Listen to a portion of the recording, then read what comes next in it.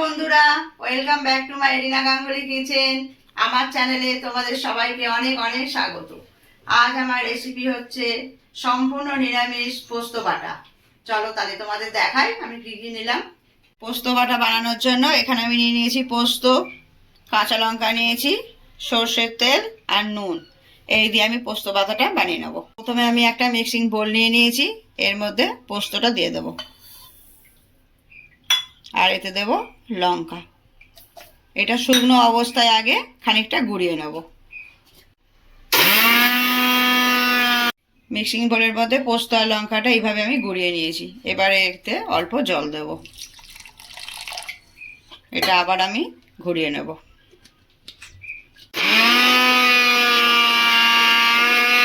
পোস্ত বাটাটা আমার রেডি হয়ে গেছে। এতে সর্ষের তেল আর কাঁচা লঙ্কাটা আমি দিয়ে দিয়েছি। আমার দুপুরে লাঞ্চ হচ্ছে ভাত আর পোস্ত বাটা, তাই জন্য আমি ভাত আর পোস্ত বাটাটা আজকে বানিয়ে নিলাম। আজকে আমার রেসিপি নিরামিষ পোস্ত বাটা। তোমাদের যদি ভালো লাগে আমার চ্যানেলটাকে সাবস্ক্রাইব করে দিও, আর তোমরা এইভাবে করে খেয়ে আমাকে কমেন্ট করে জানিও কেমন হলো। আবার তোমাদের সঙ্গে নেক্সট ভিডিওয়ে দেখা হবে।